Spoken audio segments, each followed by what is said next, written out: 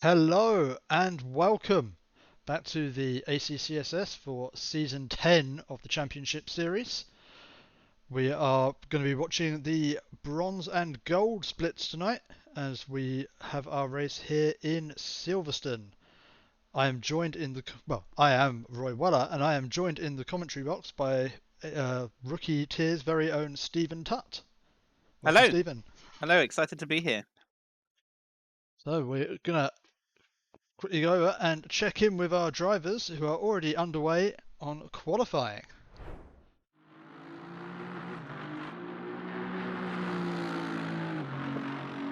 Cheers, Graga. Thank you very much. We will not be covering my win too much yet. Oh, as I just realised, this has the wrong in-game picture. Please don't kill me, Dan Terry. You've already brought your win up. You can't bring it up again. I know. That's it. So it would be a faux pas.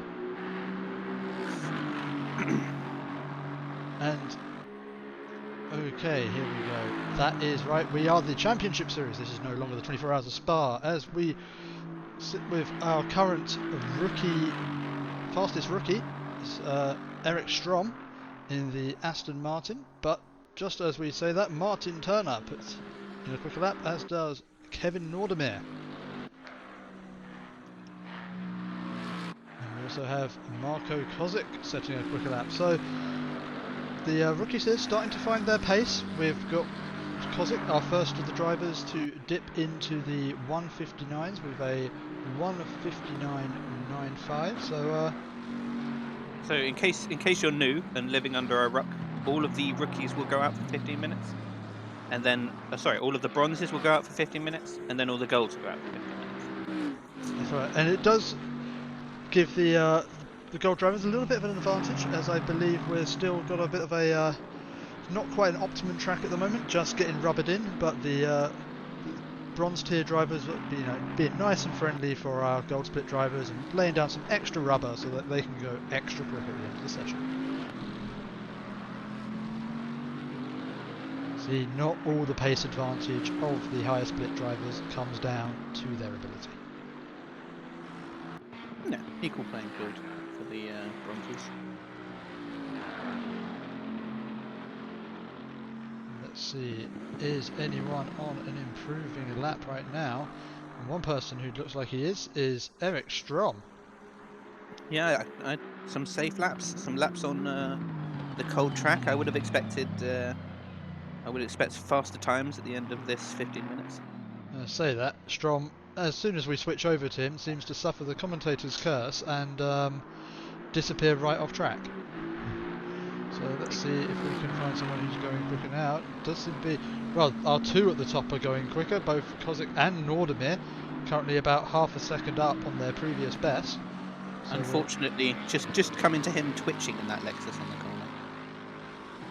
Still up on his previous best though, and this should be enough for pole, and it is. It's a 1:59.4 as Kozik comes in and goes just 0.05 of a second slower. These two pretty evenly matched, and it's gonna, well, unless someone else jumps in there, looks like it'll be between these two for pole in this session. Or sorry, pole of the bronze split. That'd be interesting. Do you think there will be anything under 59, Roy? Any 58s in the bronze split? I think there's definitely a couple of drivers in there who have got the pace to do it. It's just whether they can extract that lap time during the 15 minutes available, especially with the suboptimal track conditions. It can be tricky to eke that little bit of time out of the tyres.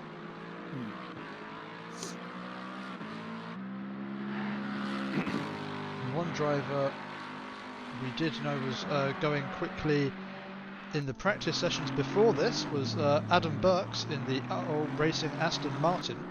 Oh yeah. I think he was pole in the practice about half an hour ago, wasn't he? For his split. He was, but one driver who's looking to break into the 158s is Kevin Nordemir, currently 4/10 up on his previous best.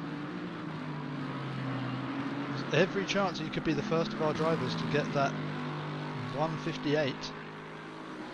Let's stay with Kevin as he gets faster. He's getting a nice toe off of the Bentley in front as well. Very kind.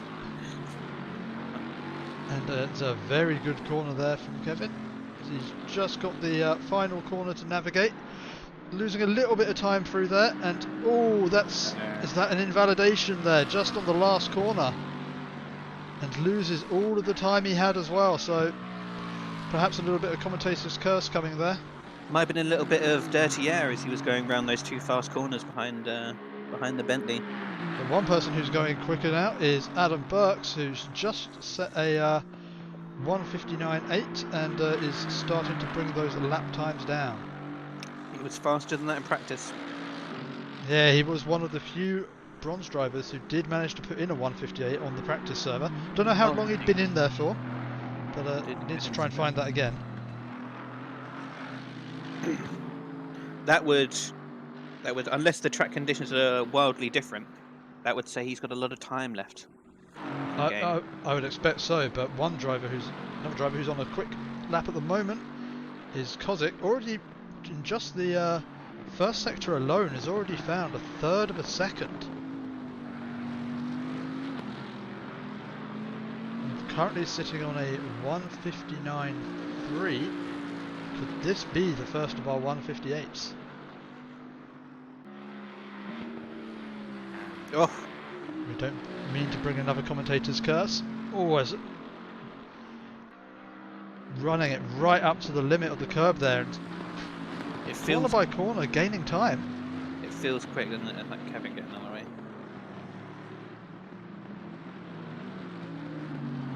Sporting there from Nordemir, getting out the way of his nearest competitor as Kozik heads down to the final few corners.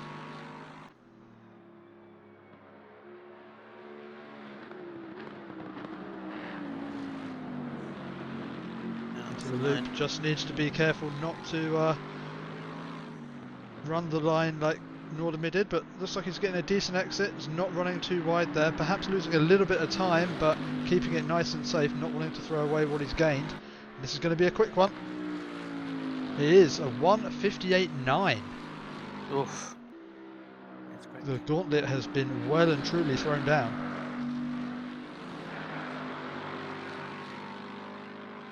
I would say there's a couple of guys capable of doing that time. We'll just see if they've got the 4 minutes left to do it. And, Chris McKenna in the distinct GG Bimmer at the moment. This is perhaps not going to be the strongest of cars on this track. As you can already see, it's getting a little bit slidey through the corners. But he's currently up on his previous best, having just started the lap. Definitely got some time to find.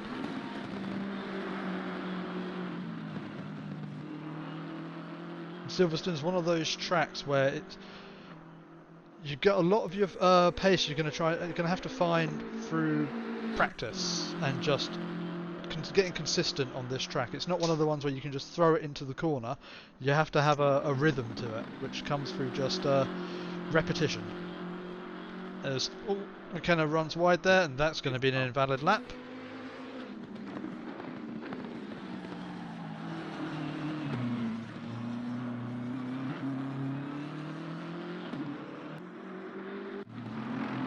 Burks is on to improve as well. Currently following another car down onto the hangar straight. Oh, nope, I've completely misunderstood where on the track he is. That is not the hangar. Wait, no, that is the hangar straight. No, do not doubt yourself, Roy. You know where on the track he is. But why did you change your mind? it just looked different. But Burks, just perhaps by following that Bentley through, he's lost a little bit of time there. Oh, did he?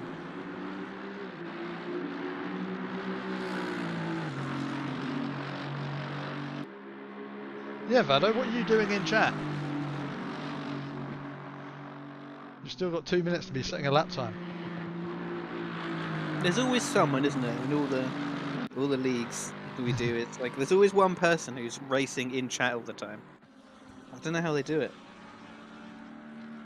Oh, Chatil's finding some time here, just a loop to go.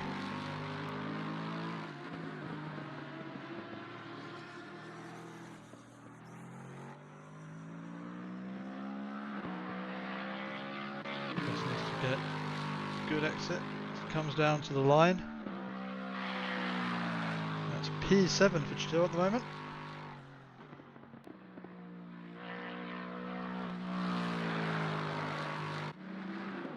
And Hugh Morris in the Ferrari. And the few mid-engine cars out there for the bronze split tonight. Got an awful lot of front-engine cars for this season.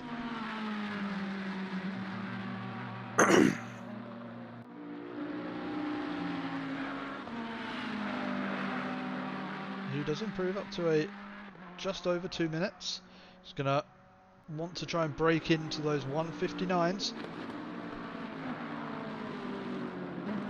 There's just 1 minute left for these bronze split drivers as the Ferrari of Morris gets very sideways coming out of Chapel.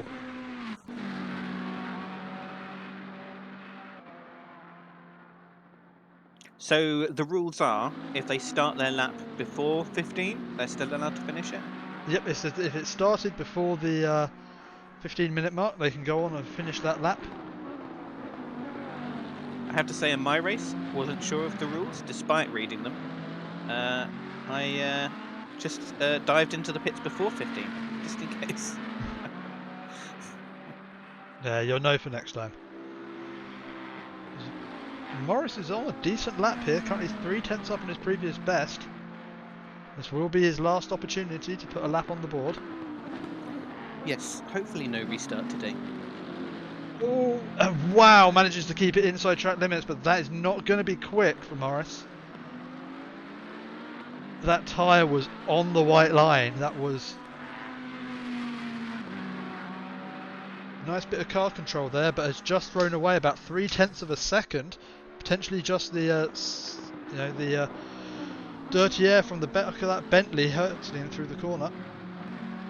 As Morris seems to have thrown away the time he'd gained, and could potentially improve here, exiting the corner.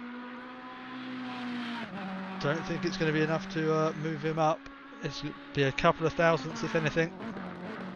And no, don't believe he improves there. So final driver, I think, who can looks like they can improve their time will be Chris McKenna, currently a couple of tenths up, and just getting a little bit sloppy there. A little bit of a gap in front of him, so he would have needed to do better to move.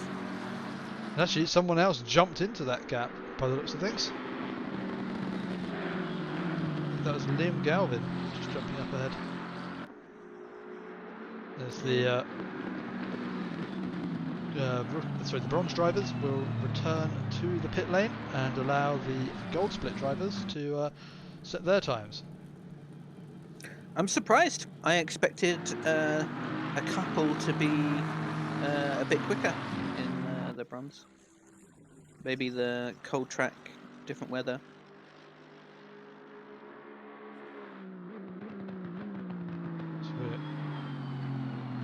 Yep.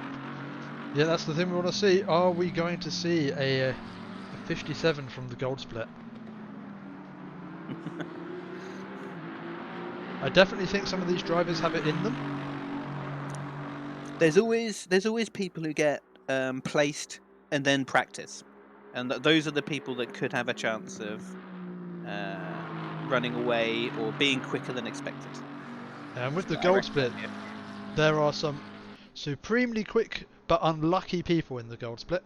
Of course, anyone new to the ACCSS, if anyone is, I believe, win 3 races, although that may have changed this season, they get the your band roll and are no longer allowed to take part in any of the non-pro splits of the ACCSS. But tomorrow we will be running the race for our pro split drivers, who are those who are either supremely fast or have picked up that your band roll. So they are the cream of the crop of the ACCSS. But obviously, anyone unlucky in the championship races, who doesn't get enough wins or doesn't finish at the top of the championship, can stay in gold. They're just not esports, Roy. They're Just not. not esports. Gotta prove themselves. Of course, we don't like to share track with those people. Very vindictive, very jealous people in the ACCSS. We don't want you going to your own league. Too good. But we'll keep an eye on Dan Terry, who should be the first one to set a lap of the gold split drivers. What do you think, Ray? I think we'll get one in the 57, in the same manner that bronze got just into 58. I think we might get one or two. I did see Hamling before in the community races getting into the 57s as well. I think there are definitely a few here who could do it. It's just whether they can do it within the 10 minutes available to them. That's true. We'd be very disappointed if we didn't now. So already Dan Terry, and Richard Maitland-Price already into the 58s there, as we would expect, but that's going to be with suboptimal tyres as well for Maitland-Price. So definitely some pace left in all of these times we're seeing right now, as it does take about a lap or two to get the pressures up to where they need to be. Oh, I actually remember Maitland-Price from season 6. Someone I actually remember. Hamlin currently sitting top. So these times we're seeing at the moment, probably not going to be too representative, as the tyres just getting up to pressure. But it's interesting to see some of these gold split drivers already heading up the standings. They're only going to get quicker as this session goes on.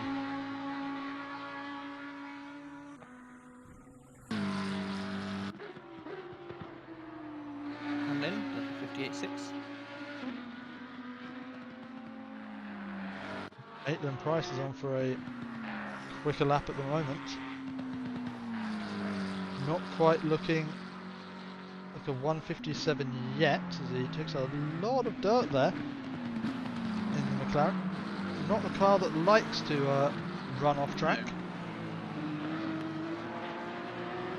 Hooks up the apex nicely. Currently half a second up on his previous best. As Richard Christie takes over provisional pole with a 158.5. It's dropping. That time's dropping. I'm looking at my timing sheet here, and I can see that Hamling is improving.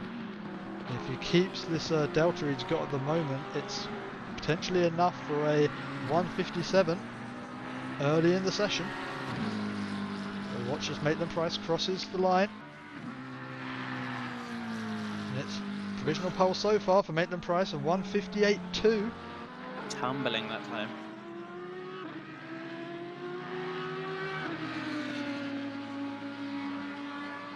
It's Hamling crossing the line now. 157.999. Well, and that he's happy with that by the looks of things. Returning straight to the pits. So, well, we predicted someone would get in there, and only just at the moment. Only just. Oh my god. How disappointed would we have been if that was a 58? I know. 58-0. That just straight drive off the track and return to pits was very much a beat that. Yeah, it was efficient. I like it. Efficiency. Oof. I reckon that would be okay. Let's see, there's a... Ooh! Oh, I'm not sure if you want to touch that sausage curb. No, especially you don't want to spin around like that. That's going to be that lap ruined, and probably those tyres ruined as well. Especially if he's going to keep doing donuts in the runoff like that. Come on, man. There's Richard Christie looking for a bit more lap time.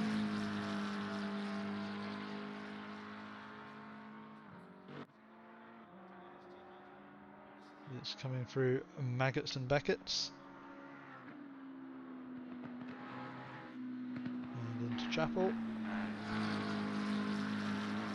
This is the point of the session where you start to explore the limits of your ability. You seem to be exploring the limits of the track there.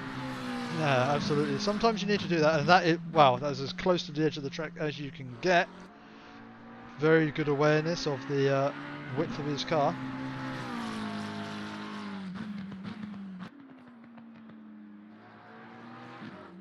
Yeah, it does. It's really using all the track.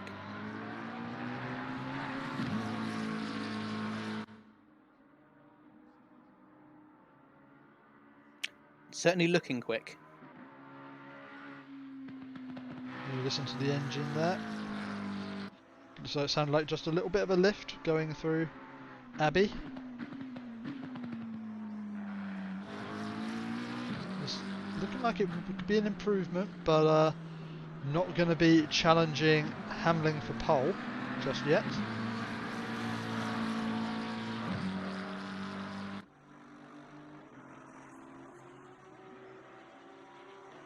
Just the loop left to go.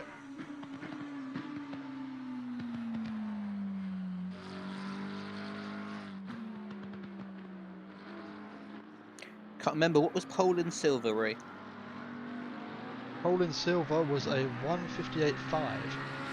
Okay, we don't need to know who did that, but it's close. It's a reasonable time in gold. And Maitland Price is looking like he could be on for a 1:57 hit. Currently 3/10 up on his previous best. Just needs to keep it together.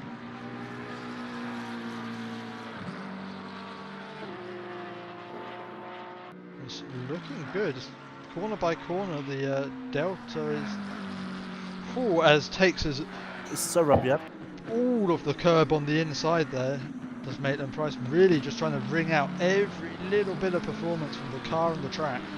It looked like the car didn't like it, but I have no idea how well the McLaren does that. Usually the McLaren doesn't really like curbs, but as long as you can keep it in a straight line and it's not too long on the curbs and you're not trying to put the power on through the curbs, you can sometimes just yeet it through. I remember you trying to persuade people of that the other day. I'm not sure how many buyers you had. Oh, that was in the Ferrari. Oh yes, that's right, yeah. That thing. Yeah. That thing is a temperamental beast. Oh, well, you say we don't often see a Audi at the top, and actually Maitland Price is going to get closer, but not close enough, as just through the loop throws it away. It's threw away a couple of tenths there on the final corner and has to go and find that time all over again.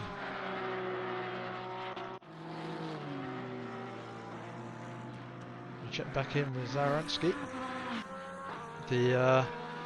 Let's hope we don't give the commentator's curse or the viewer's curse to the Porsche again. As last time we went and checked in with this driver, they ended up facing the wrong direction within about 3 seconds. So I hope that he can handle Vale and Club a bit better this time. Stays away from the red sausage curb.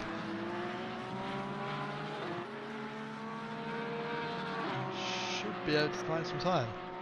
He still goes very close. It's probably a danger with the way he really rubs up against those curves. It's a braver man than I that takes the Porsche to a circuit like this. I don't know what it is, but the lift-off oversteer that you sometimes get with the Porsche would not make this especially fun for me to drive. But big credit to any driver that wants to challenge it around a fast circuit like this. And getting a little bit of tow there from the Ferrari ahead. Doesn't look like it's going to be slowing him down any, so as long as the dirty air doesn't impact him too much around the loop, he should be on for a good improvement. Yeah, a lot of cars setting up their last few laps now, so... Well, we missed it, but Derek's son, in the BMW, beaten Hamlin's time by 33 milliseconds.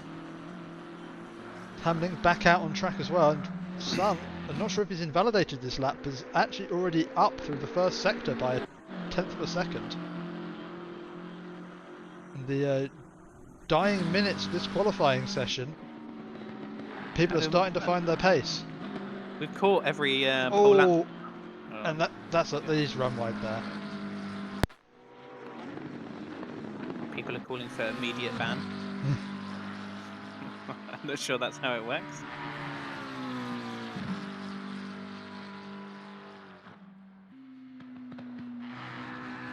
We'll watch Richard Christie again.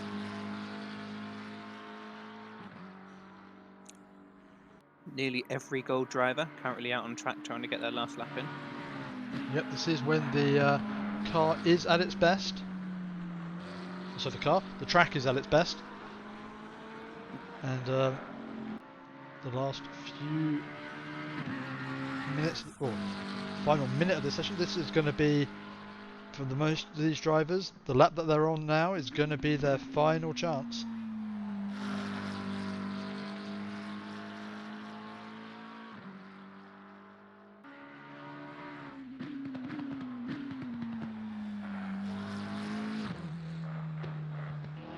Doesn't seem like many people are improving by much for their lap time, so I don't expect we'll be seeing much change at the top.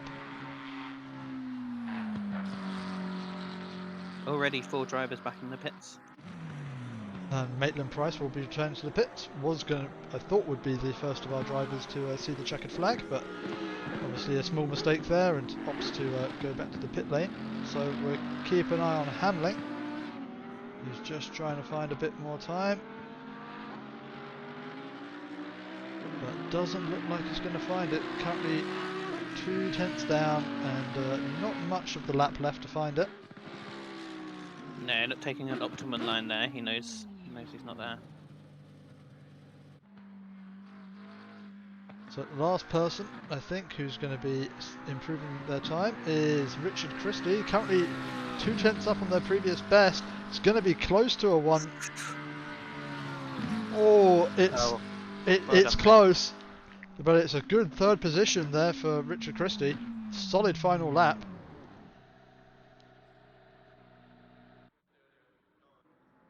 I think just a few drivers left now on track. Yeah, fighting over 14th. That seems to be a few.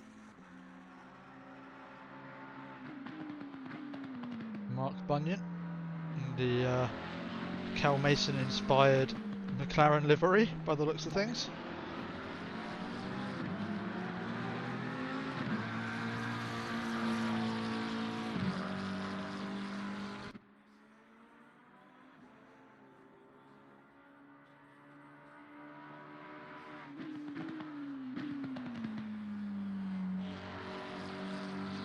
Just a couple of corners left to go for Bunyan, and if you can find even just a tenth and a half, you could see him jump up a position there. It looks like he's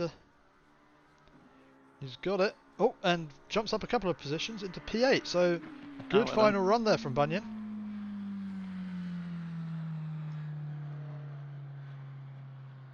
And no movement in the fight for 14th. Neither improved or improved enough. And I think that's going to be it as Shingle crosses the line and no improvement there. So it's a session out. So we'll take a short break, everyone, and we'll be back very soon for the 1 hour race here at Silverstone.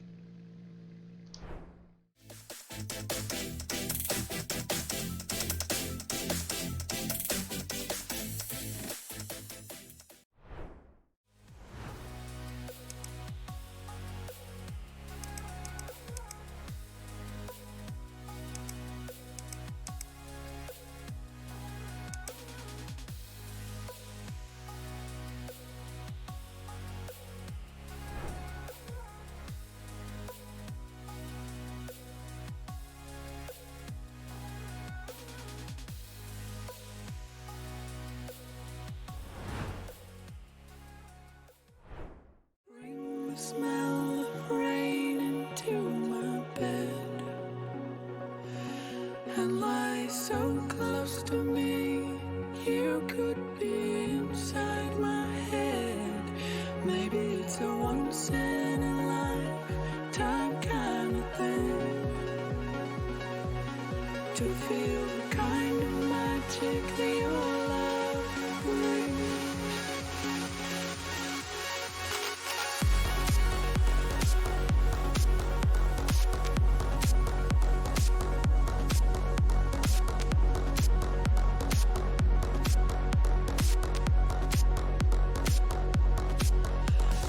Some days it's like a haunting. This cool empty space, far above and all around me.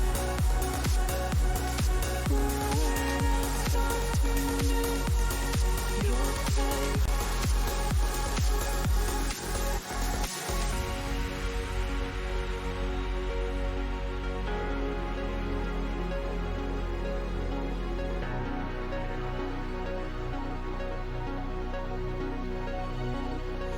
You live in me, my reverie. Don't ever leave.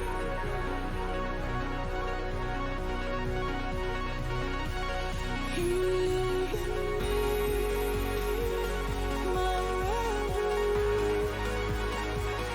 Don't ever leave.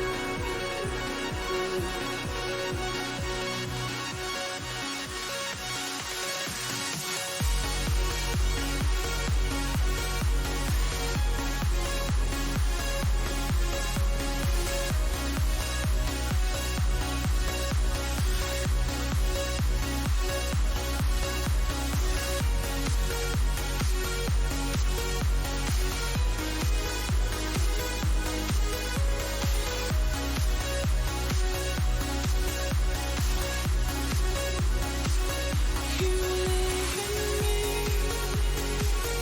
my reverie. Don't ever leave. You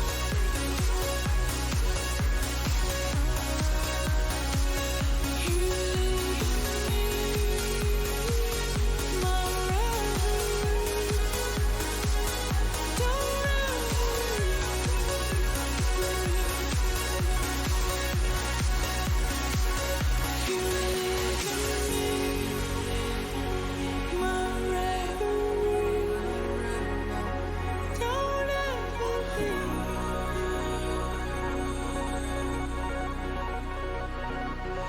You live in me,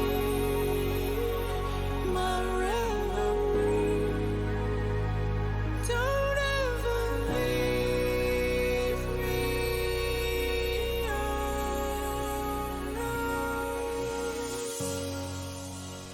Oh,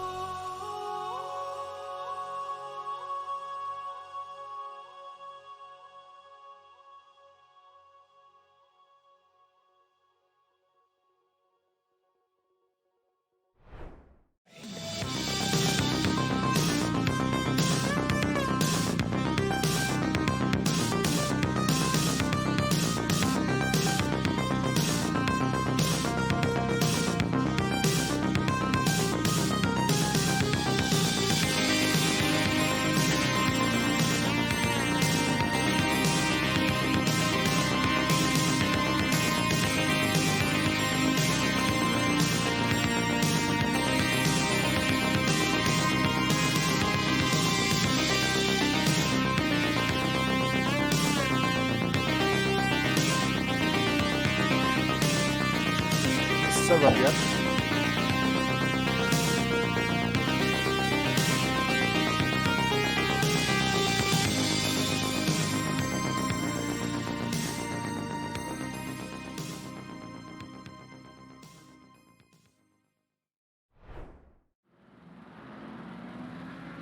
Okay, welcome back everyone as we join the drivers on their formation lap. So bring it to everyone's attention that later in this week we will be having a launch event for the new BMW in ACC, so that will be this Wednesday. So please do hop along for that. Should be some good fun. But we just wait for these drivers to get going here. No formation lap spinners. Nope, none that I can see. Everyone seems to be keeping up okay.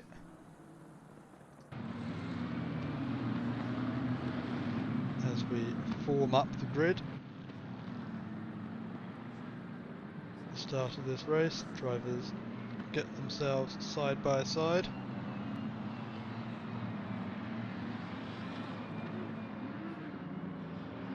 Currently watching Son, who we didn't watch at all in qualifying. Although they set that sensational pole lap in the BMW, but let's pray for a clean start.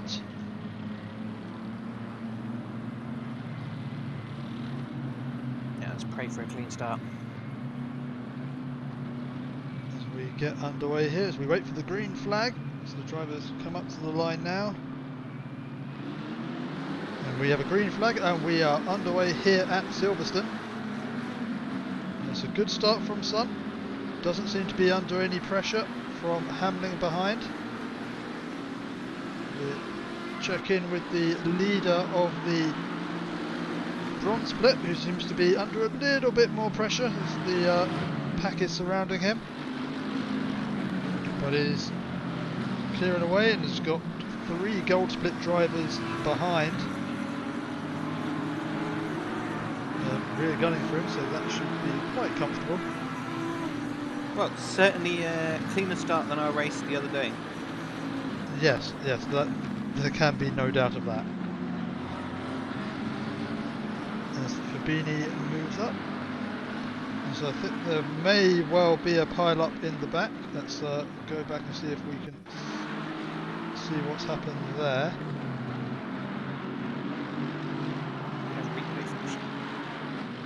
Do. Let's see what's happened here.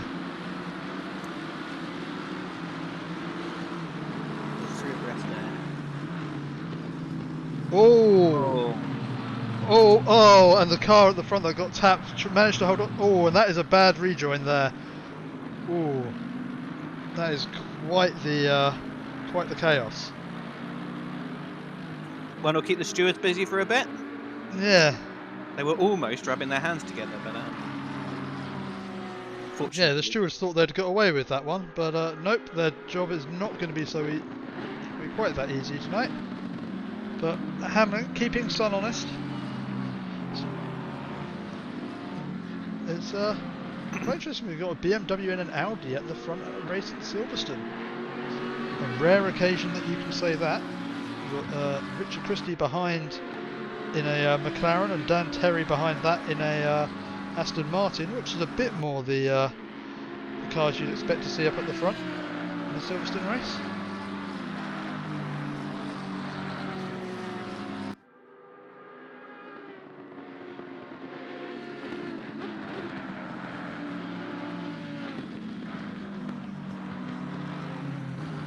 And because it actually making some moves up on the gold split drivers around him, he's got 5 cars between him and the next bronze split driver of Morgan. Currently fighting with Kevin Nordemir further down the field.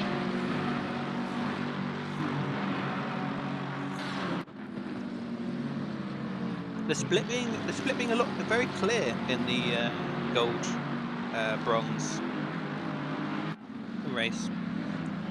Yeah, there's some drivers who are potentially on that crossover point. As Nordemir just losing out there to Badej, allowing the fastest split driver through, and is now under pressure from Bar behind, who will be looking to try and get past that so he can chase back after Badej. That is the thing in these split tier events, is the sometimes you just see a driver in another split as a bit of an obstacle. That's not the case. Rather than a competitor. Everybody's racing in a singular race here. Exactly. And the Porsche of Karansky is putting Maitland Price under some pressure here. Although, if you want to make friends for later in the race, you might want to treat your less long-term competitors. Yeah, especially you don't want to be hurting your pace and someone else's by fighting them when you've got nothing to gain from it. At least that's the way I view it. When I was back in the bronze split, if I saw someone fast approaching from the pro split behind, I usually just stick on the indicators and let them go by. More movement from the silver drivers, as only Morgan and Kosic seem to be splitting them now.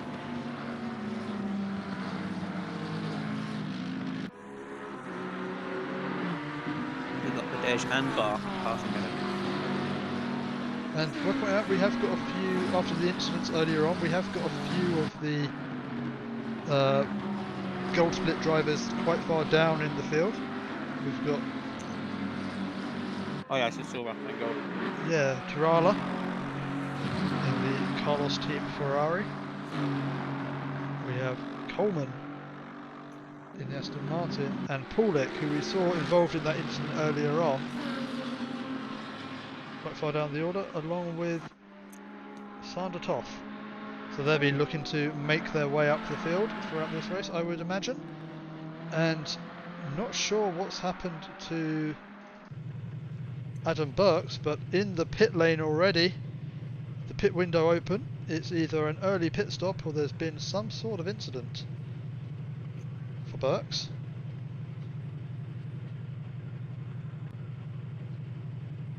But back at the front of the field,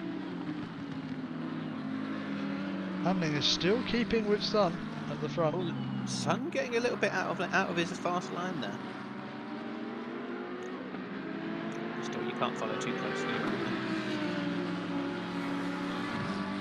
At the front, or at least at the very front, does seem to be a race or two, although Christie is fast approaching these two. Does seem that Hamling may be here with a bit more pace than Sun at this point, but difficult to find a way through unless there's only a few corners which you need to concentrate on getting the drive out of to make an overtaking manoeuvre. Chapel just coming up, being one of them. Well, it does look like Hamlin's got a good drive here. Not close enough. Not quite close enough, but moves to the inside and will be in Sun's mirrors at least, but nope, tucks in back behind. Tried to make him think. We come down to Vale.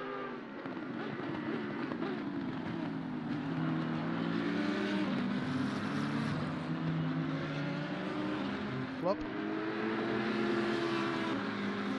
Still keeping together, and it's really just this section of the track where you've got to keep as close as you can. There's no real overtaking opportunities.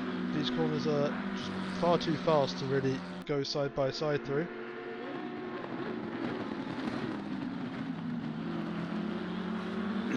I feel like the multiple lines through this section mean there are plenty of opportunities there, but you've just got to be close enough.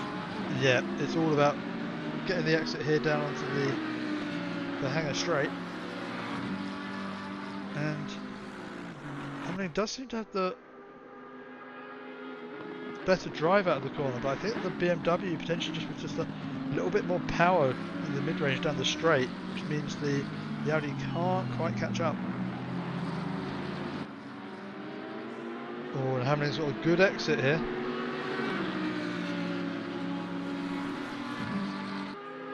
Even a tighter line.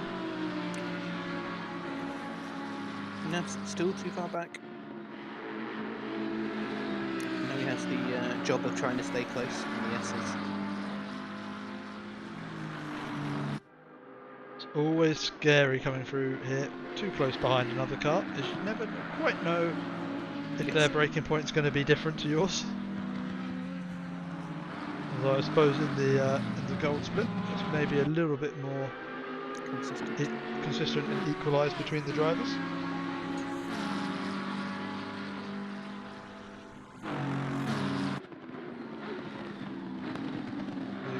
further down the order, Sachs is eyeing up a move on the inside of Staransky. We've had some movement down here. We've got Maitland Price not having a great start. A couple of places. Yeah, Dan Terry moving up the order a bit. Well, actually, it looks like Dan Terry is where he started. It's just the Maitland Price has dropped back and Chris gets caught up. Yes. Still in a McLaren sandwich. Sachs just dropped off a little bit from the back of Staransky.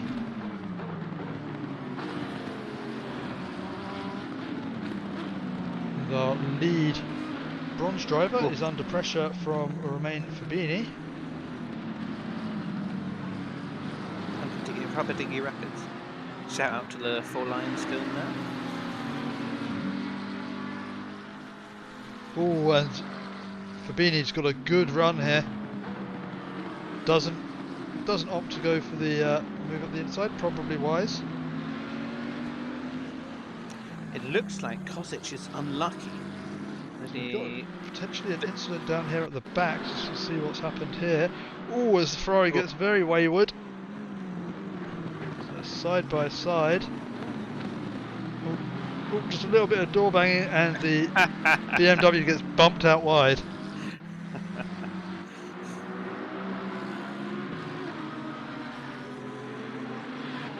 I was just saying, a bit unlucky for the lead bronze driver. Philip Glover does seem to be pushing him back into Fabini.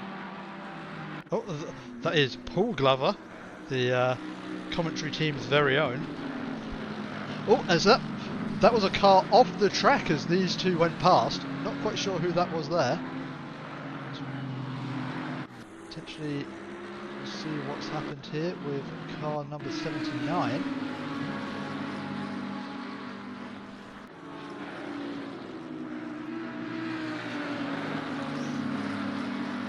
Car 79, which is Paul Glover.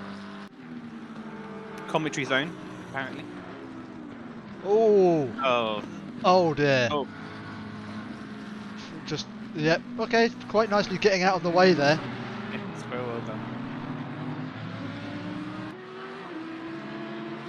And Paul did ask me to be kind to him during this race. I fear I may have just gone against that. There's a Scholl still unable to get past the Mercedes of Morgan. The bronze split driver hanging in there. Of course, they are in the, even though they're not in the same tier, they are in the same race. Yeah, they're on the same lap. They're allowed to go racing. But the longer that Scholl's caught behind him, I think the more frustrated he's going to get. As Padej looking like he's getting a run out of the corner there. And it's not like these. Oh, Fabini has made his way past Kosic now. Also, only one car now between Kosic and Morgan. Yeah, that'll be interesting. They've got to navigate these gold drivers.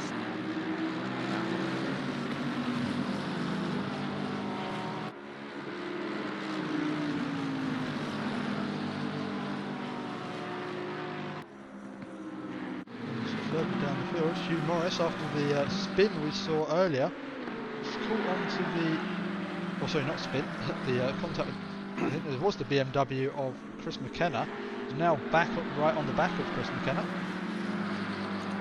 Don't know if it's a fair comment, but I very much dislike the colour of this car. I feel like it should be in Mario Kart or F1 All Stars. Childlike colours. It is a very bright baby blue, must be said. But he's doing well with keeping at the back of Chris McKenna. And Ed Turrell, the gold driver, is catching up to the back of them. He's going to join in on this fight, I suspect. And well, it's looking like he's got a pace advantage over these two. Yeah, some of these gold drivers will be interesting to see if they can make their way quickly through the bronze pack. I think your ability to do that in these hour-long races is going to be very important, especially if you're in the upper split. Yeah, you can afford to be somewhat patient, but obviously with the 1 hour race, but the longer you keep caught behind someone, the more it's going to affect your pace. As Nordemir unwilling to settle for just sitting amongst the gold drivers. Is challenging Bar ahead.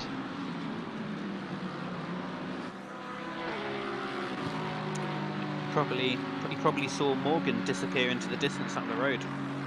Must be quite frustrating to Yeah, watch him here. definitely got a few gold tier drivers to clear before he can start racing his fellow bronze split competitors. So he needs to be careful about the opportunities he goes for. Doesn't want to risk anything too much in a strong third positioning split at the moment. It definitely looks like, I don't know how they compare around the rest of the track, but it looks like he could line something up there. Bunyan, it's McLaren versus McLaren. It's right on the back of Maitland-Price. Oh, right in the slipstream. No room on the outside there. Goes to the inside. We're going to have to wait to see how they go through the corner as Bunyan backs out of the overtaking move. You have to be in front on the inside there. Yeah, in front.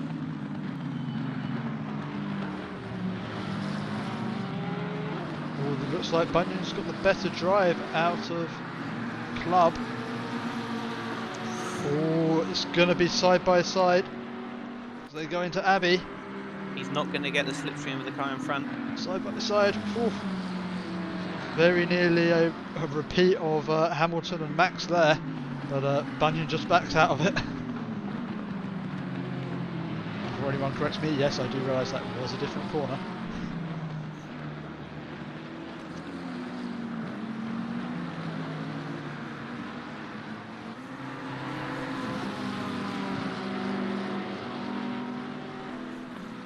Still at the front of this race, Hamlin still pressuring Sun, and Sun putting up with that pressure and not making any mistakes. So it's good solid racing from these two. We've pulled 2.5 seconds away from Richard Christie just behind. Yeah, very confident in his lines, knowing that Hamlin can't make a move unless he does make a mistake currently.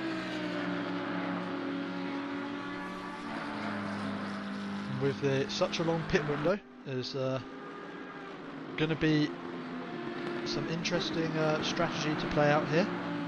Is anyone going to go for a ambitiously early undercut or wait it out for a later pit stop earlier in the stint? Average lap times at the moment looking around the mid 59s for most of these drivers. The top two have actually done a couple of laps in the 158s, but don't think they'll be able to keep up. Will be able to keep up that pace for long. But mid 159s is a pretty solid pace as an average. Yeah.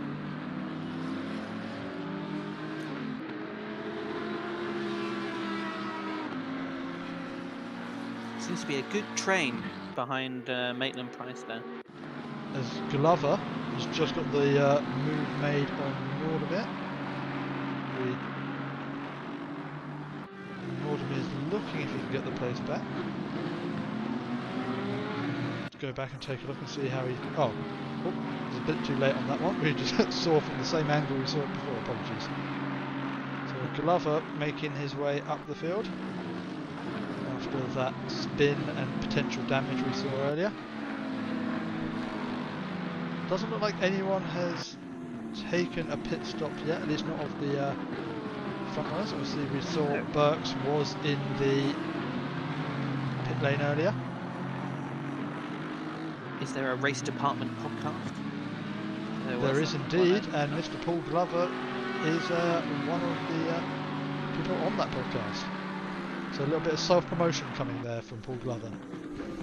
I do find the team names interesting, because you don't normally catch them when you're racing on the same track. Indeed. Yeah, it's really only seen on commentary, if there is any. Hamlin just seemingly potentially dropped a little bit back from Sun. Not right on the tail of him right at the moment, but still definitely in contention, and they continue to pull away from Christie behind. Maybe having a little bit of a rest from that dirty air in the S's.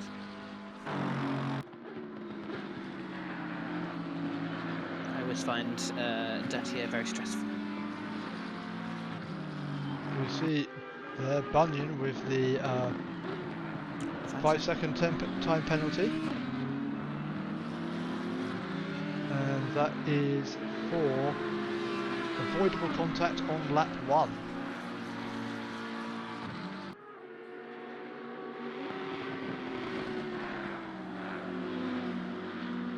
So we're expecting stewards' decisions to start coming through. Yeah, stewards had a few incidents to look at from the first lap, so I expect we'll start seeing penalties coming out from those fairly soon. But not many, so they shouldn't really be struggling, should they?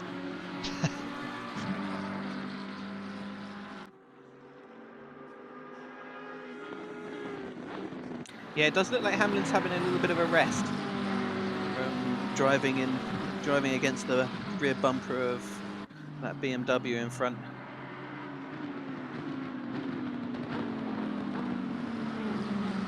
As Bunyan, with those 5 seconds of penalties, as he realises he needs to make up some time, was just on the back of Sachs.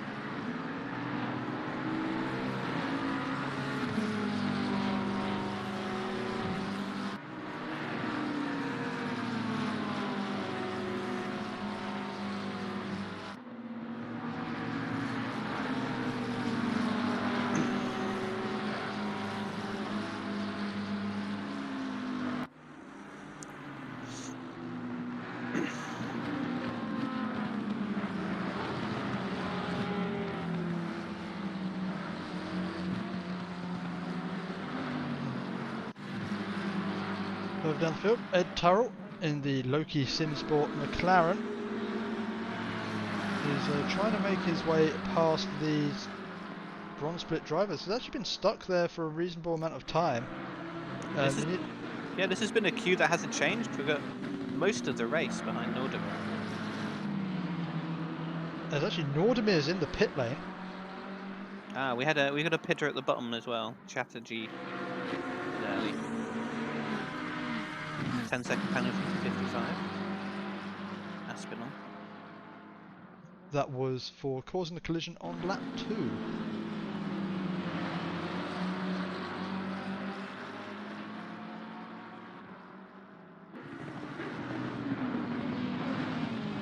It's an early-ish pit from Kevin there. Yeah, 20 minutes into the race, it's potentially thinks he's stuck in traffic and wants to try and move up the order. If you were going to undercut or pit early, I imagine you have to pit especially early due to the cold tyres you'll get when you come back out. It'll take a couple of laps to get up to speed. Yeah, it's one thing that Andre was saying to me yesterday. If you want to go for the undercut, you have to have the pace. Whereas if you've got consistency, you can go for the overcut. So it's all about where your strengths lie. If you can get that a couple of laps pace in, once you've got the tyres up to temperature, you can potentially try and jump someone with an undercut, but it's very difficult to make work with these cars, the way their tyres work. Right, so the pace difference between you and the cars around you needs to be high enough to make that work. Indeed, yeah. Because you need to make up for that disadvantage you have on the colder rubber. You can see how close the pack is. Those guys pitting, coming out at the back there with a small bit of traffic. There's Glover. Ooh, Oof. that is not an area of the track where you usually see someone trying to make a move. As Glover just getting a little impatient, I think, after the incident he had earlier. Definitely has a pace advantage over the Porsche in front, but as of yet has not found a way past. Looks like he's trying to start a war of attrition of the nerves of the car in front. Yeah, just every now and again, stick your nose along, or stick your nose out. Let them know you're there. I have noticed in ACC in particular that does seem to be a tactic from having faster guys behind me.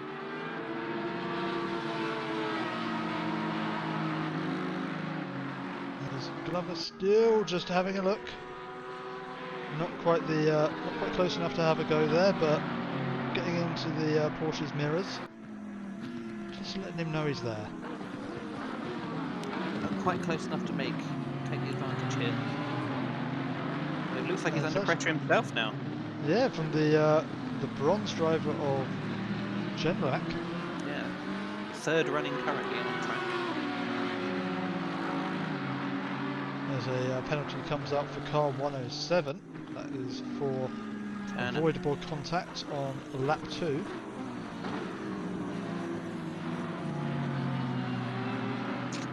Very much, I think, unavoidable contact is favourable over unavoidable.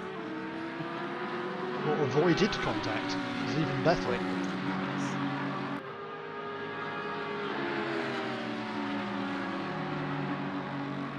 So we're starting to see what are probably planned pit stops coming up now. Yeah, very nearing the half-hour mark. Very default half-an-hour pit stops. No personality.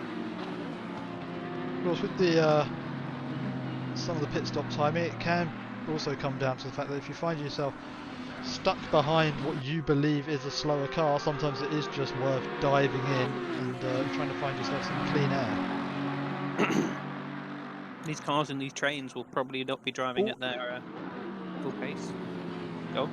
As it looked like Glover was trying to get up alongside. I think it was a peak. Another damage to the nerves of the car in front.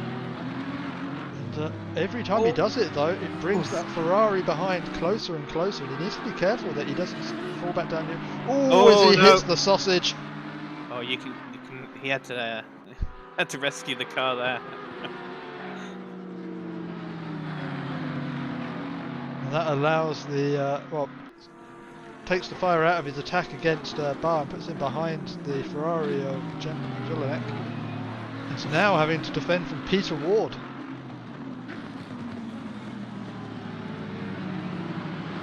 Namesake. I actually drive for the Peter Ward team. He's my favourite football player. Or a fan of Peter Ward. I don't know whether I should be rooting for him for that fact. Maybe you should.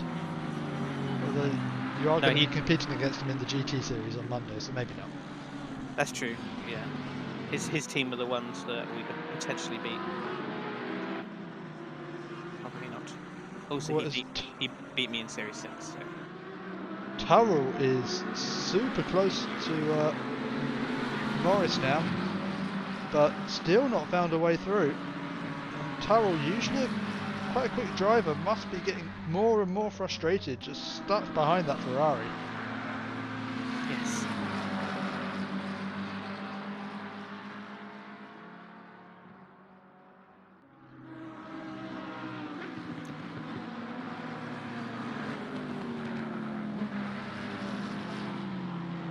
And, well, we didn't see when it happened.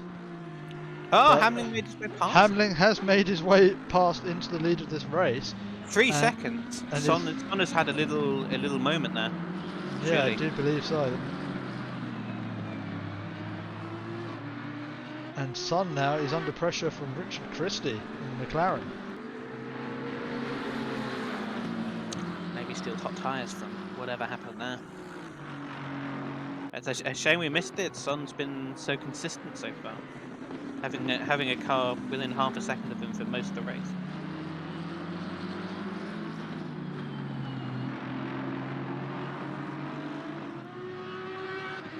Son really just can't catch a break. He obviously has some sort of incident. Hamlin gets past, and no, not long he's got another car within 0.2 of a second behind him. I imagine he's going to be quite tired by the time he gets to the end of this race. Son really ragged there as well. His tyres are maybe not quite there, or his resolve has been rattled a bit, but not the consistent Son we've seen so far. Is his team name Die Son?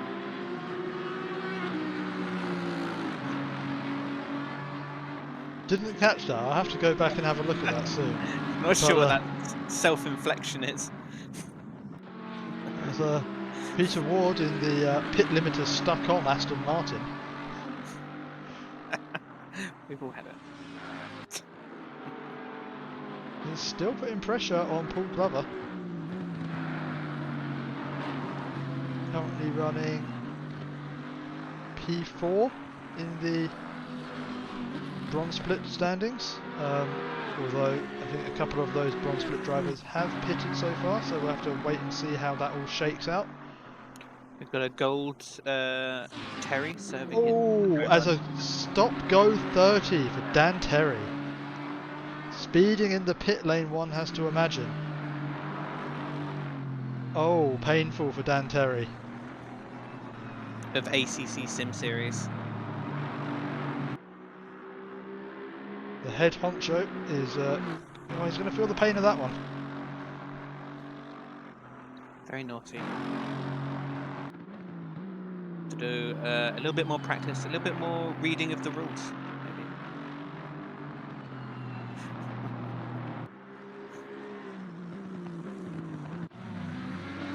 Jelinek,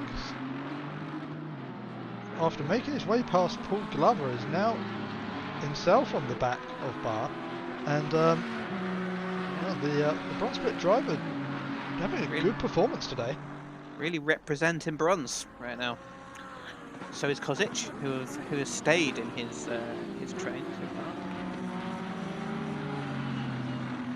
Oh, and Duncan Trousers points out that DT's wipers are going, so perhaps just hitting the wrong button as he entered the pit lane.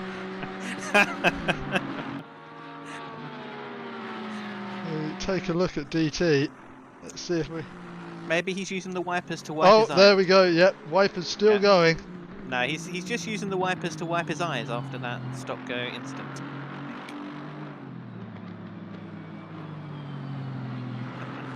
He's really come into the pit lane to serve the penalty on this lap.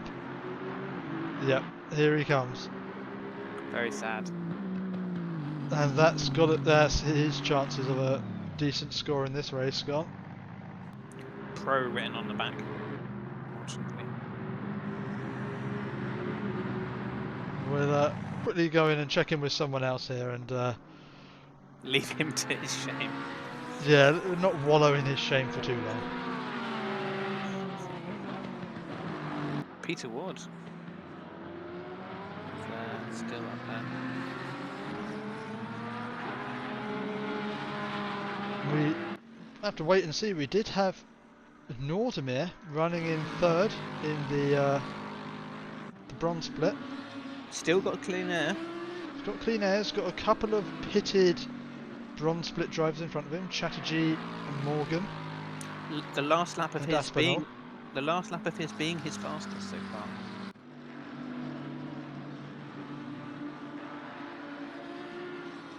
But not in the 59s yet. It's probably very consistent to still be where he is.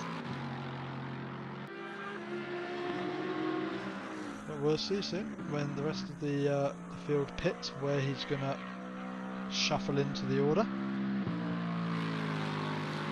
As lots of drivers are taking their mandatory pit stop soon.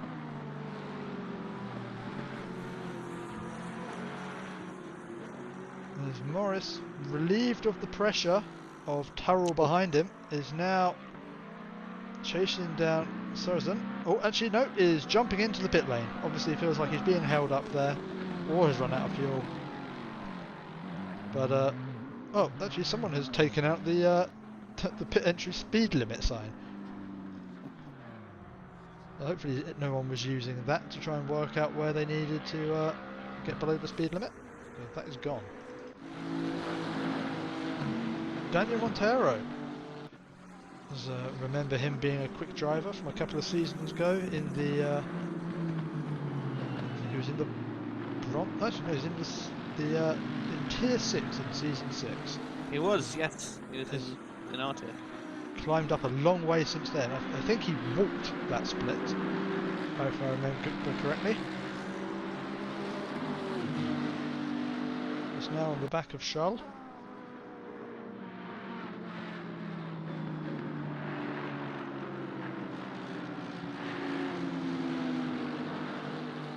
Oh, I'm running quite wide there through Cops.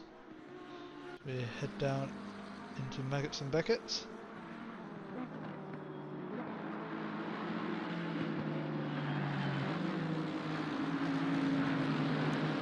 Looking like he's just avoiding the curbs there. Using all of the track available, getting a very good run out of the corner. But So not he enough. lost time in the S's for sure. Yeah, just wasn't able to take the wide lines that the Bentley can. Bentley can just munch curbs all day. So I think the Honda has to be somewhat careful that it doesn't ride too high up on the curbs and pitch itself into a spin.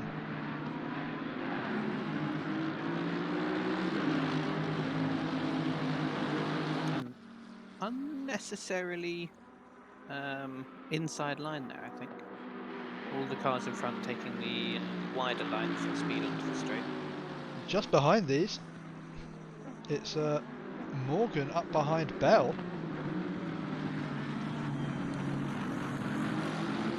Or what would be, I believe...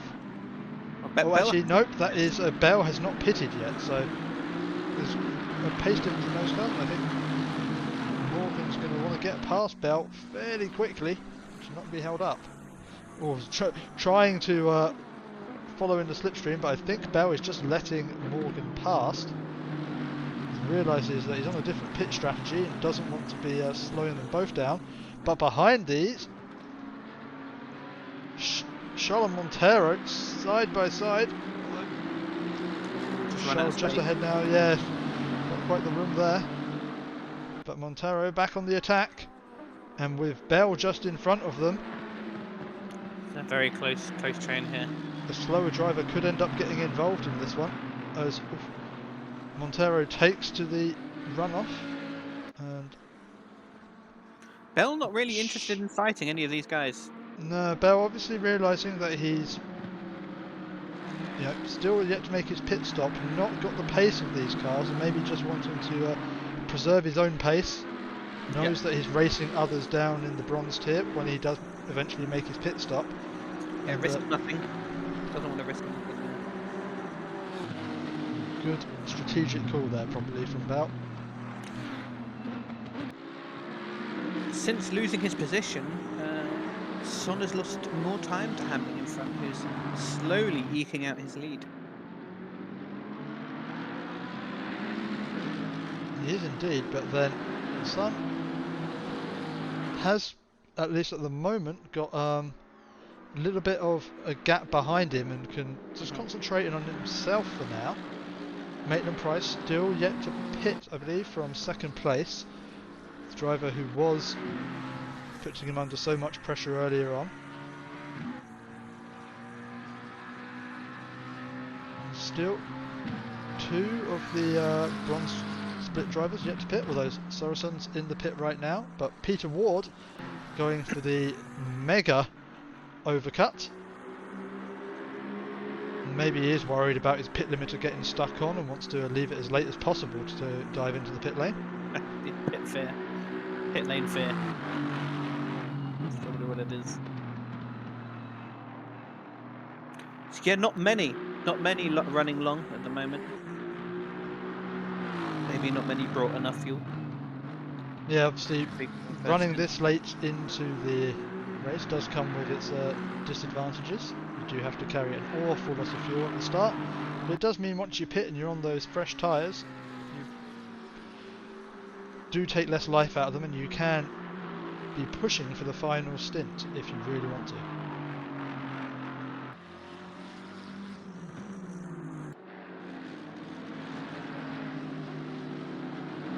So the camera does some funky things. Yes. Check back in with the fight between Scholl and Montero.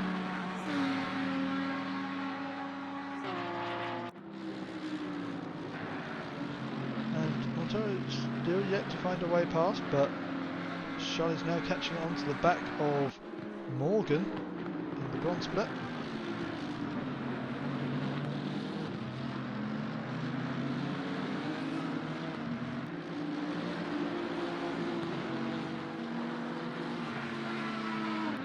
Really, not many penalties dished out from the incidents from the start. No, it's been fairly clean Yeah. this race. No one getting themselves into too much trouble. Or at least nothing we caught later in the race. I think everybody's settled in quite well. Jelinek still trying to find himself away past Bar ahead.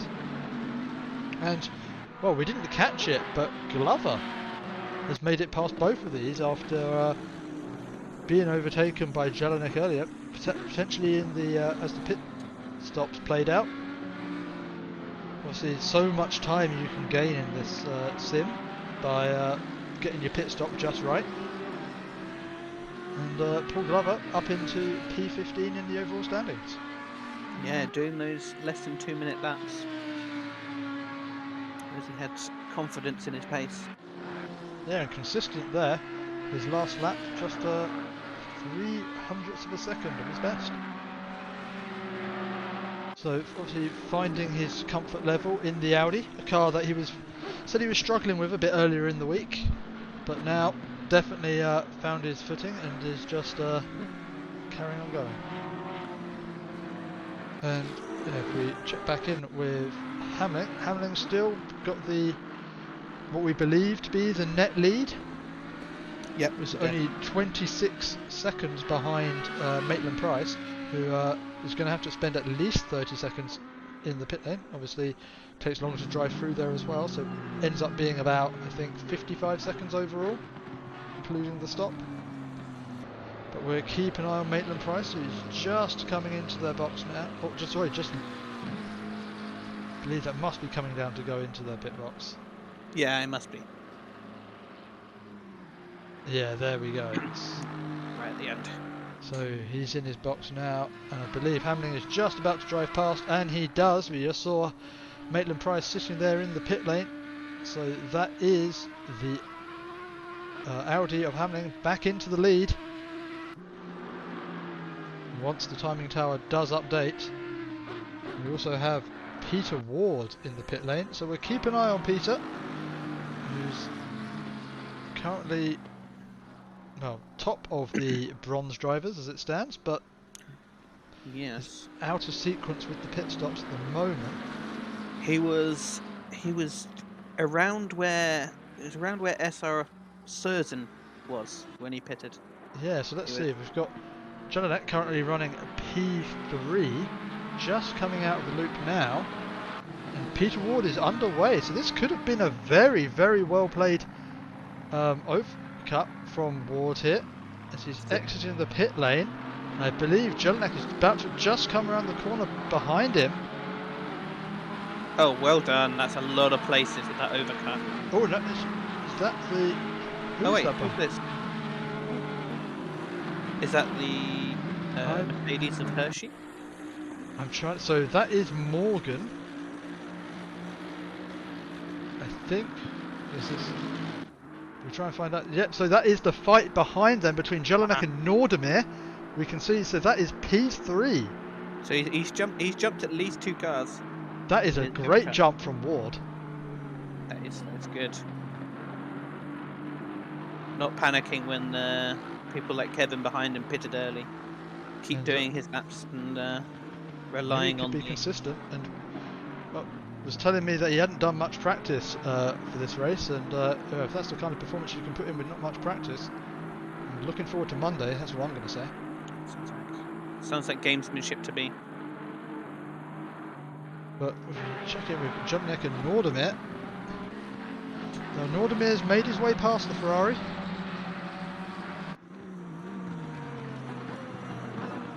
Jelinek not giving up the fight. He's pulling right up onto the back of the Lexus. Taking the wider line through the corners. Should get a good run out here, although misses the apex, so not going to quite be able to straighten up as early as he would have liked. He's not going to have the run out in the corner. That Lexus power is going to allow him to maintain the gap even with the slipstream.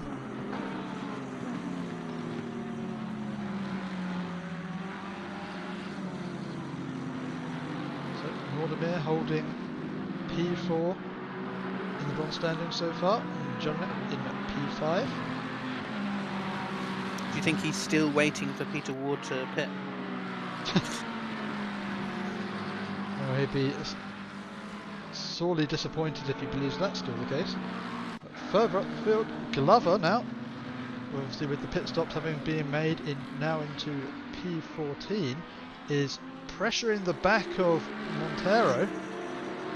He's done well to recover in this race. That Audi tucking right up behind the Honda. It's a big gap as well. It's 3 seconds, over 3 seconds on the cars he overcut.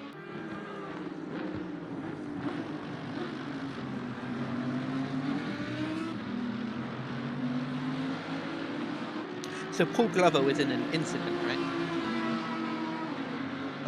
Yes, yeah, we saw him spinning through, I think it was through maggots, and then being collected by, I think it was Kozik, potentially.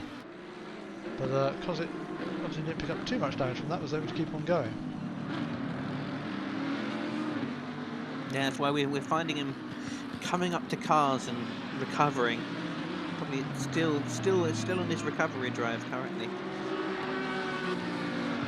There with the red ring on his wheels, maybe just hoping that making it look like the F1 soft compound tyres will help make him go a bit faster.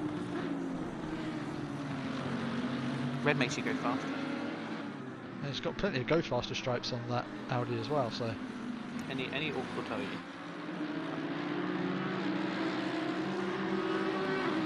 Still following this pair ahead. These are all for the position in the tier, Montero and Scholl. Next car ahead of this pack is Morgan, who is a bronze split driver, so nothing to be gained from overtaking him for these drivers, so this is their own little self-contained battle. Bookended by Morgan and Ward.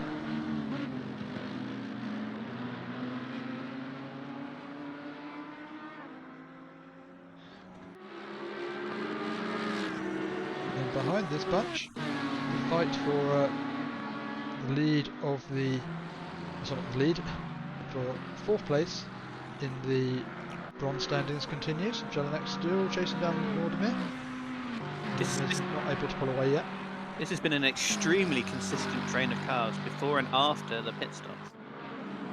These guys must be getting tired, Yeah, racing around each other. getting to know each other in this race, definitely. So, and at least I don't seem to be getting too frustrated with staring at the same bumper lap after lap. They've been swapping a little bit. Oh, as Jelinek runs a little bit wide and catches one of the cones. One of the last surviving cones.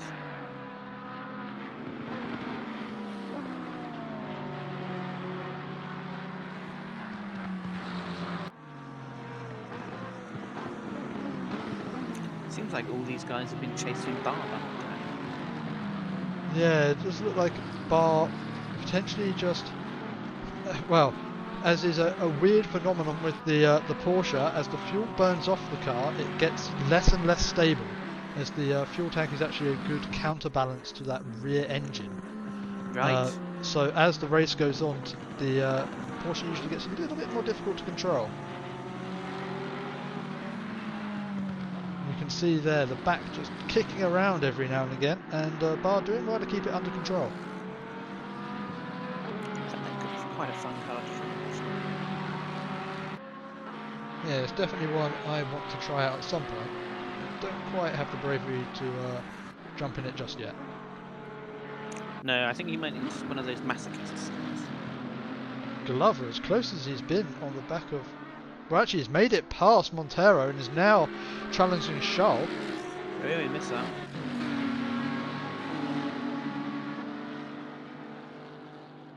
Glover, who was originally meant to be in the Pro Split race, hasn't got the U-Band status, but was deemed fast enough for it, but unfortunately was unable to race on Sundays.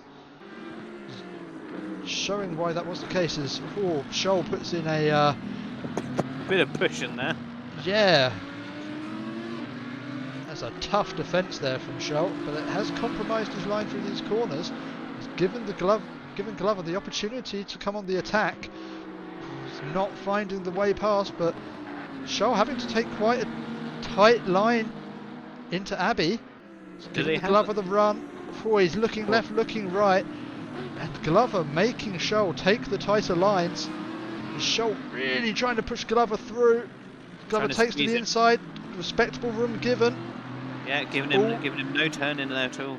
All going to be about the run down into the loop. As it looks like they're side by side. Glover will have the inside line, and this is becoming a fantastic fight between these two. Glover with the inside. It did look like he's got the move made, but has left room on the inside, which will turn into the outside. But straight line speed saved him there. Yeah, well, I think Glover just got the slightly better exit, so he's able to straighten the car up sooner. And well, Glover is now ahead. That was some good, solid racing from those two. With only 10 minutes left to the end of the race, I think Glover was showing that he had the pace and he's going to be able to start driving after Morgan ahead. But so with only 10 minutes to go, I think Glover will be holding on to that the P10 in class. Might have to settle for that one. I mean, you can see his pace. Like he's hardly been around a car that's who hasn't been around a car that's faster than him since his incident. So maybe chance thrown away today. Yeah, certainly seems that way. Another driver who's looking to make a move is Michael Aspinall, who's on the back of the struggling Chris McKenna, who's currently holding a 5-second penalty. So Aspinall doesn't need to necessarily make this move on track, but will want to do so anyway. You never want to finish behind another car that you're faster than. Nope, not at all. If he does make it past, he's... Well, I don't think it's a matter of if, as he takes the inside line there and is well past. Breezes past. He's got too big a gap in front, really, for 9 minutes maybe? 9 seconds maybe? Minutes maybe? It's not the big ask. And it's also the Pro Split driver of Dan Terry, who gave himself an extra pit stop. An extra pit stop, and is now down fighting Ed Turrell. Still with the windscreen wipers on. He's going with it now. Yeah. Obviously still crying about his second pit stop. Wiping away the tears or waving to the commentary crew. Your choice.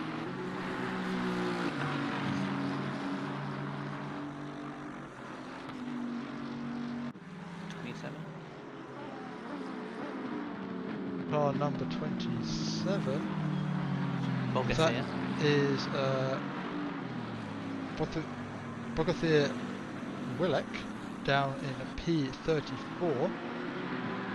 Picking up a penalty. Well done with that name.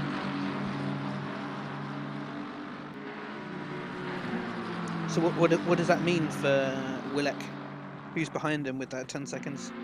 Well, Willek's kind of driving on their own on the track at the moment, with 50 seconds ahead of them and 18 seconds behind. I don't think the penalty is really going to make too much of a difference to their race. No, not at all. What happened to Burks? He came out of the pits, I assume, at some point. Yeah, Burks 2 laps behind the leaders currently. There's set some decent lap times, but perhaps just lacking a little bit of consistency in this race. Well, he had that long pit stop. Do you think he changed every part of the car and a shower? Potentially, yeah. Accidentally had the brakes change selected in the pit stops. Who knows? Or potentially just a big old bit of damage being picked up. And quite fittingly driving for Racing. Yeah, indeed. To this race. As Nordemir is now trying to find a way past Bar, and is that what's happening? Oh, yeah, there is a lot of cars together here on the track. Oh, well done, 3 wide. It's actually looks like Nordemir has actually dropped back because Jelinek has got in front of this group and is currently 4.5 seconds behind Ward, and then Oh, what's happened? Something's... Yeah, let's have a He look and was see if... side by side with his fellow car. So, a little bit of bumping coming into the corner there. The Porsche's on the inside. As... Oh, what's happened here? Oh, Nordmir just turns in a bit. Oh, a bit of a sandwich there. It's hard to really say what's going on as other exits. Oh, and Bit of a rock and a hard place there. going to be one for the stewards to have a look at. I don't envy them that one. He seemed to be being bumped around there, either side. But Shaw actually, we suspected he might fall back from Glover, but is hanging on well. Still challenging Glover with 5 minutes left in this race. Running quite wide there. They come down into Vale.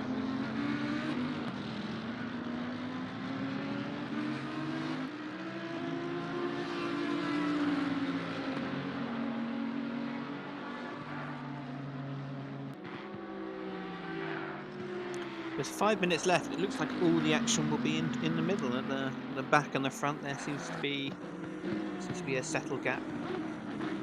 Yeah, indeed. It's Bars trying to move their way forward. As the pit window is closed 5 minutes before the end of the race. Does look like everyone has managed to get into the pit lane to make their mandatory pit stop, so nothing to worry about there. Well done, everyone. That's an interesting manoeuvre. that unsettled me even from outside the car. I don't know why that creeped me out a lot. Actually, I don't know why. Okay, sorry. I feel like I need a shower now. That was very weird.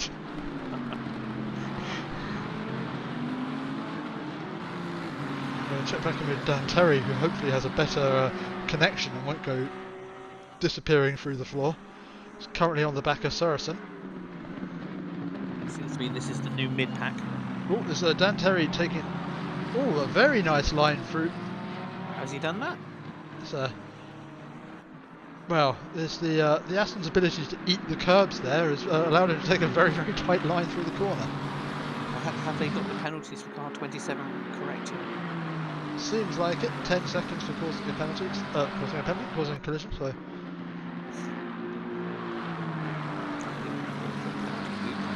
Yes. As Dan Terry's got himself clear now, can start showing his pace. Really drove away. Yeah, I mean, I think Dan Terry's only really down there because of the extra pit stop he made himself take. And his window wipers. Oh yeah, that's got to be costing him some seconds on the straights. Slowing down. Instability. Centre of mass changing all the time. There's Ed Turrell, who's also now trying to find his way past Saracen. Got himself the outside line, heading into Vale. Yep, and Saracen does well to just tuck in behind. Oh, Mark Bunyan picking up a penalty there. Well, that changes there. Hershey's moved up one. That's 10-second penalty for causing a collision on lap 16.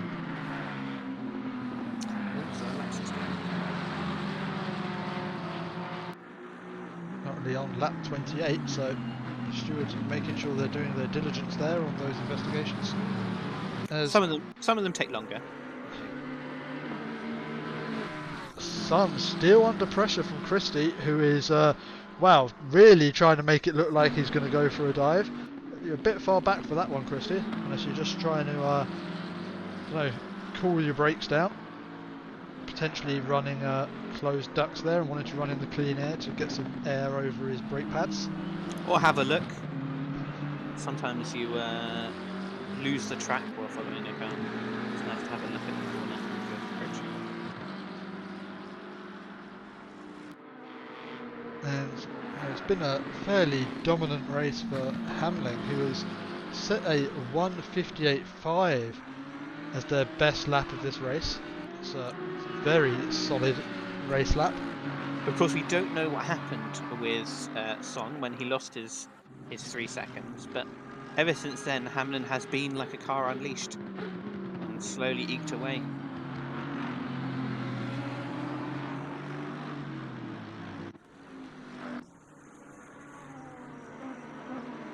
Richard Christie really pulling up all of the tricks to try and get into Son's head. Oh, and as chat just noticed, Dan Terry in the pits again, we believe for fuel. So that's his third journey through the pit lane for Dan Terry, and well, things are going from bad to worse. And that, I believe, may have even dropped him out of the points for the gold split. So after doing so well, running up in fourth at one point in this race, now finds himself down out of the points. I have to say, hopefully without unnecessarily insulting an admin, he is driving the clown car today and has provided some enjoyment.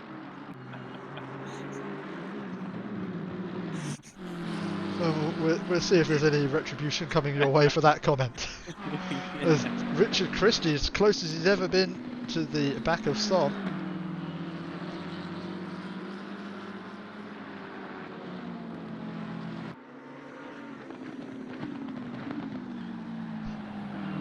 As Rhonda has informed us that Tut is being banned from the ACCSS. I've only just come back. Well, it was a good run. It was nice to have you here while it lasted. But we're going to watch Hamling as he comes around the final sector of this race and a demanding victory here. Yeah, fantastic. Took him a while to get past Son in the early stages of this race, but as soon as he did, His patience paid off. Just put the pressure on Son until incident, one that we didn't catch. I see Hamling going from the same school that I went through of having all of your incidents in the community and evaluation races earlier in the week, and then having a nice and clean league race. That's just the way you do it. Also known as sandbagging. Well, Surely. yeah.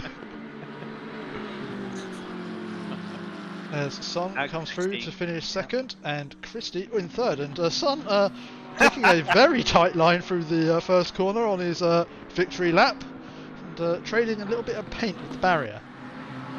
Maybe doing the turning your traction control off for the final lap tradition. Fabini and Maitland Price, the two McLarens, come through to finish 6th and 7th. And our first bronze split driver, Kozic, coming through for P1 and P8 overall. As Mark Bunyan, well, has crossed the line. Not sure he ran out of fuel there over the line. Yeah, looked like it. Very, very slow over the line. As Morgan crosses the line to take P2 in the bronze split. So pending further penalties, Hershey should finish in front of Bunyan. Montero for P13, P11 in split. Paul Glover and Peter Ward taking home the final place on the podium for the bronze split. He has to have made the most places in the bronze split, surely. Yeah. Kozic and Morgan haven't moved. Nordemir's dropped a bit. Sirs is about where he started. I think Peter Ward's the big mover in the bronze split. Yeah, it does seem to be that way. And it was that massive overcut he did.